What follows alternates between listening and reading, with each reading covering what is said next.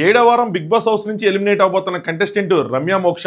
అసలు రమ్య మోక్ష big boss లోకి వస్తే బిగ్ బాస్ కి వచ్చే బజ్ వేరే లెవెల్లో ఉంటుందని చెప్పి కొట్టారు. కాకపోతే లోపలికి వచ్చాక ఏమీ లేదు, డొల్లా, జీరో ఇంపాక్ట్. ఆవిడ హౌస్ లో డెమాన్ అండ్ రీతిని విడగొట్టడానికే వచ్చినట్టు కనిపించింది. ఎంతసేపు డెమాన్ కూర్చొని క్లాస్ పీకడం తప్పితే మిగతా గేమ్ మీద ఫోకస్ ఏమీ లేదనిపించింది. బంధాలు బంధుత్వాలు ఉండకూడదని చెప్తూ గేమ్ లో ఓట్స్ కోసమో ఆడియన్స్ మెప్పు కోసమో బయట పాజిటివ్ గా ఉన్న సుమనన్న చుట్టూ తిరుగుతా ఉంది. కానీ సుమనన్న ఫ్యాన్స్ నుంచి సుమనన్నకు వచ్చిన పాజిటివ్ ఇంపాక్ట్ ఆవిడికి మాత్రం రాలేదు.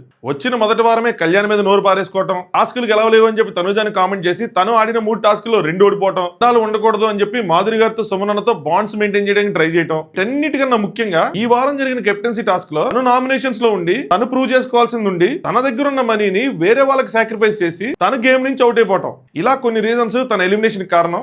ఎక్కడా కూడా ఆడియన్స్ ని కనెక్ట్ చేసుకునేలాగా ఆడిన గేమ్ అంటూ ఏమీ లేదు. చెప్పాలంటే జీరో ఇంపాక్ట్. ఈ రీల్ ని లైక్ చేసి రమ్య ఎలిమినేషన్ మీద మీ ఒపీనియన్ ఏంటో కామెంట్ చేయండి. Bigg Boss updates and reviews కోసం ఈ పేజ్ ని ఫాలో కొట్టండి.